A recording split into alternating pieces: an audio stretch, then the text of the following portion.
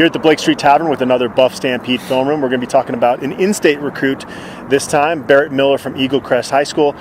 Another in-state kid with a good nickname, Barrett Bear Miller, and it seems appropriate. He's got pretty violent hands. Well, you look at his film, and there are several occasions where he just, there's one play in there, I don't remember exactly where it was, but he hits a guy with one hand and knocks him head over heels with a one-hand punch. And then I wrote that down in my notes, too, that he's so violent with his punch.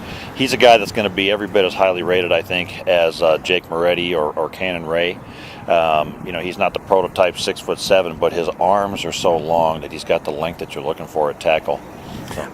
Yeah, I got a chance to see him play this last fall. He's 6'4.5", about 260. I think it's a couple inches and maybe 20 pounds is going to keep him from being a blue chip recruit, but the film screams blue chip type talent. Right. Well, you start with the very first play on that film, and not only does he block his guy all the way off the field, but he pancakes him on the sidelines off the field, and he's just so athletic. I wrote down at the 123 mark, he actually blocks two guys in pass protection, one guy with this hand and one guy with that hand. It's kind of ridiculous, and so he's so advanced. Yeah, I think if he was 6'7", 300 right now, he'd be a five-star guy. But even so, he's got offers from a lot of really good schools, Washington and Oregon, and places like that.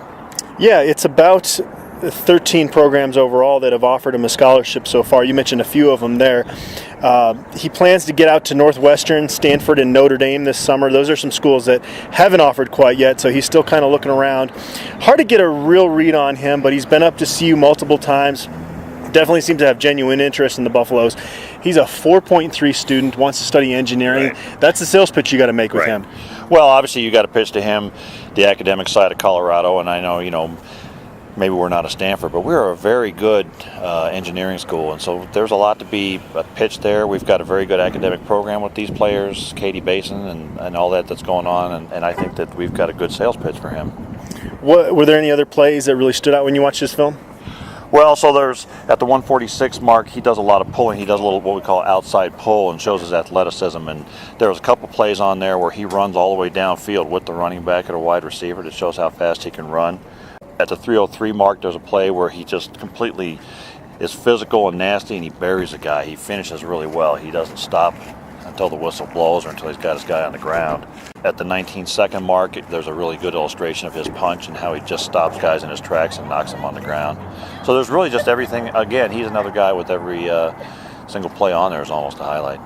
When you hear that an offensive lineman's a 4.3 student or a really good student, knowing that it's such a technical position, how much better do you think that gives that guy a chance of being successful in a college program?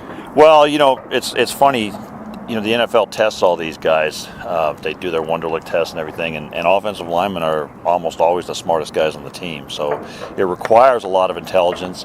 When you're the best athlete in your team in high school, you come to college and you're not going to be the best athlete anymore as an offensive lineman. So you have to be smarter. You have to learn all the techniques. You have to learn all the calls. And it's interesting on this tape. You do see him pointing out. Here's the mic and getting people in the right positions and things like that. So I think that gives him a real advantage. I think he could be big enough to play inside. And, a lot of teams will work their assignments from inside out, and he could really help get his guys in the right positions, and I think it's a big advantage. All right, that's our breakdown of Barrett Miller, one of the top in-state recruits from the class of 2019.